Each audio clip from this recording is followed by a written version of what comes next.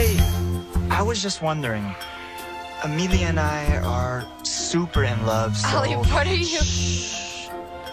Honey Muffin, I just have a simple question. Tell us about our future. Same Morphin Time, same Grid channel. So today, you guys, we're going to be talking about Power Rangers Dino Fury Season 2, Episode 7, New Leaf. If you're ready, let's go. And remember, you're in the zone, the superhero zone. Cue intro.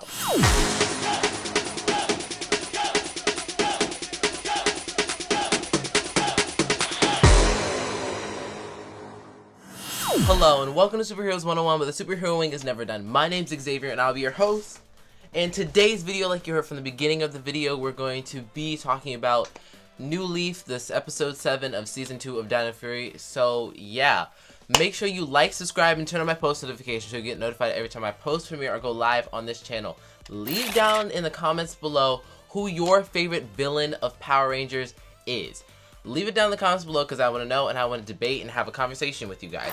So yeah, guys, without further ado, let's get right into this video review. So New Leaf. New Leaf was a Ali Akana episode, and God, he needs it. If you've seen my other reviews, you know Ali needs the most character development out of any character in Dino Fury. I'm gonna save that to the very end of the video. So yeah, also the villains had a very prominent plot in this episode, so I'm gonna do the villains first this time instead of Ollie's first. So yeah, so the villain of the day was this pumpkin villain sporks person that kind of reminds you of Pumpkin Rapper from Mighty Morphin, and I thought that was a really cool homage to the original, if that was an homage. So yeah, Void Queen is now calling the shots, and Void Knight is, you know, under her control. I'm gonna have to find a way to figure out a way to differentiate the names, because Void Knight and Void Queen sound way too similar. So yeah, let's just call him Tarek. Let's call Void Knight Tarek and call Void Queen Void Queen. So yeah, so Void Knight, I said I was gonna call him Tarek, whatever. So Void Knight is taking shots from Santora, aka Void Queen now, and let's just say that Void Queen is terrifying. Like literally, she's not afraid to take you down if you're double cross her. Like, and also she has this finger laser power that she can choose whatever sport she wants and get the power that she needs. Like for this instance, the pumpkin villain, who I do not remember the name of, don't ask me, leave it down in the comments below because I want to know. So yeah, she gets this pumpkin villain, and he has a slime that turns people into trees. So she sends Void Knight and this pumpkin villain down to areas with water, starting out with like the pool, and then this monster turns people into straight up trees, basically killing them. Dark for a Power Ranger storyline, I know. So yeah, there's this dad who is trying to get to his daughter, and that triggered Void Knight, and is like, wait, and he's like, wait, let's go somewhere else and infect people, because I'm guessing he lost his daughter, because they did mention in this episode that Void Knight and Santora, aka Void Queen, lost something, right? They said in this episode that they lost a lot, and I hope that gets explained in the second half of Dino Fury, or possibly in a future Power Rangers timeline. So yeah, long story short, Void Knight gets completely sick of Void Queen's wanting revenge on humans, and him knowing that humans are not all bad. So he double crosses her and says, know what, I'm done, and then teleports out and tells the Rangers the villain of the week's weakness, which is to darkness, because he wilts in darkness. And yeah, and then, you know, Void Queen is obviously angry, and she'll get her revenge later in the season. Wink, wink. So yeah, let's also gonna mention that Void Queen completely obliterated the spaceship that Tarek, aka Void Knight, spent building for them to escape and leave Earth on. She just pointed a finger and said, you're gone.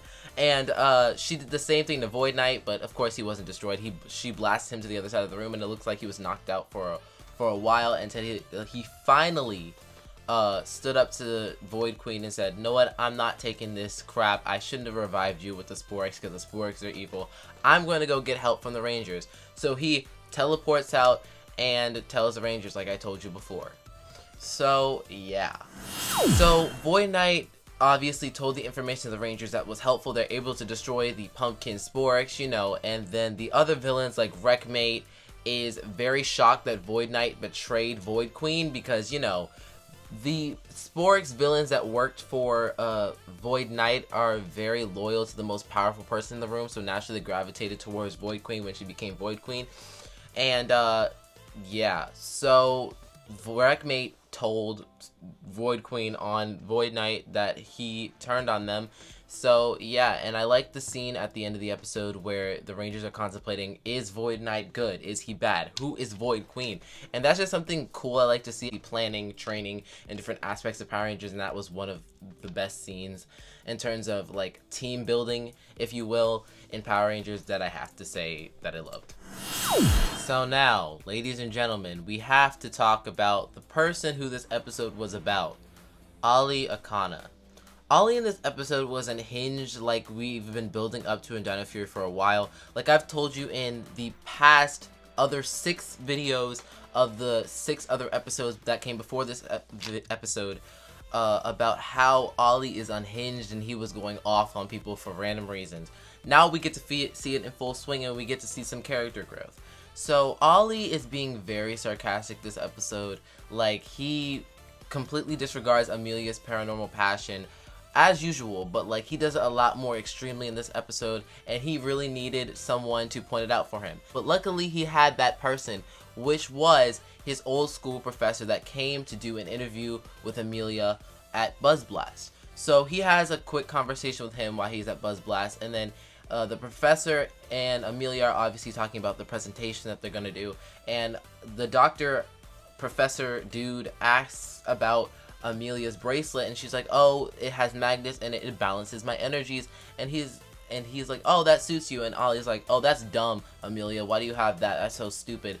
And then, you know, the professor basically lays it on him and says, Ollie, that was rude and disrespectful. This is why when you were in class, you didn't have friends, because you didn't listen to people, your attitude turned people away, and that's why you had to do all your projects alone, because nobody wanted to do it with you. And I'm like,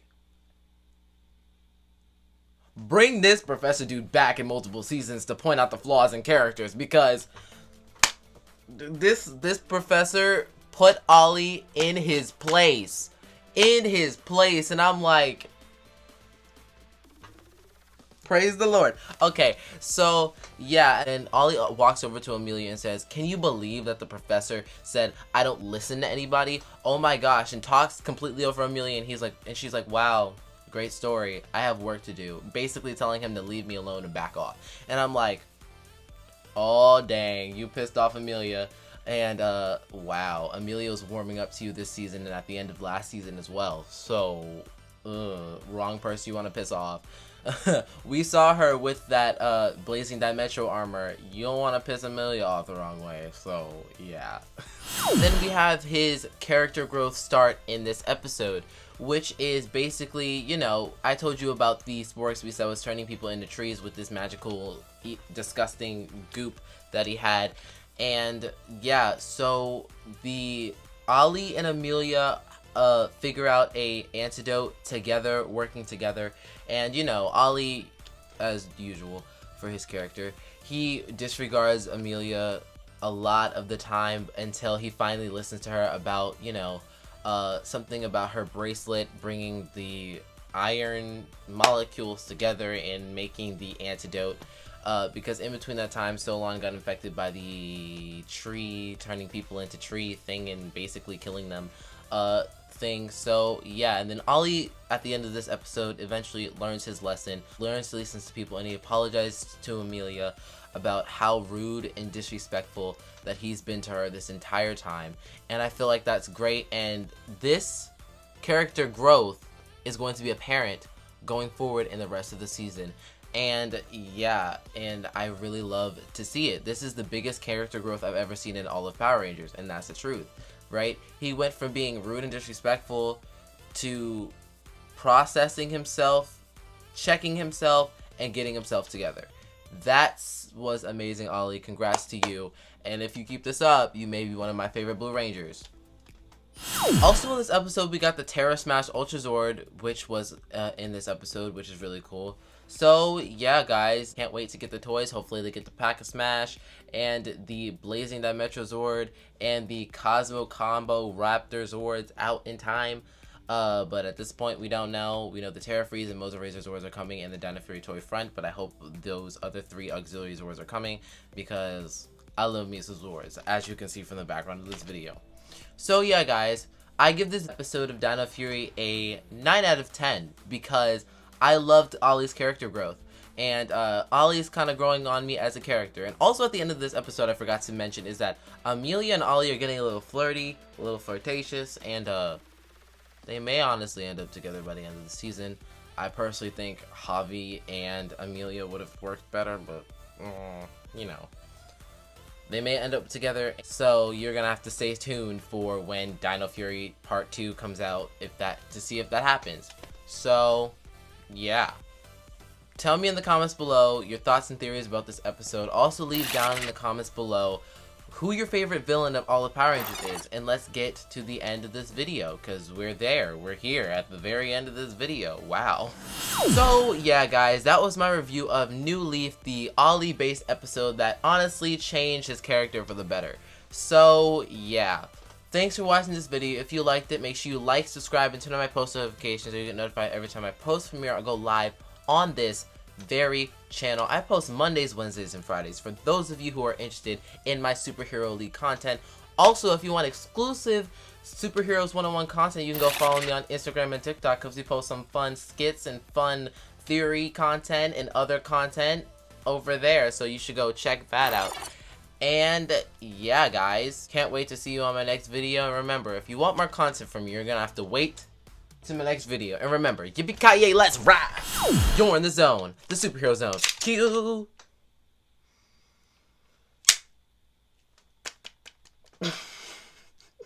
Blooper. You're in the zone, the superhero zone. Cue intro.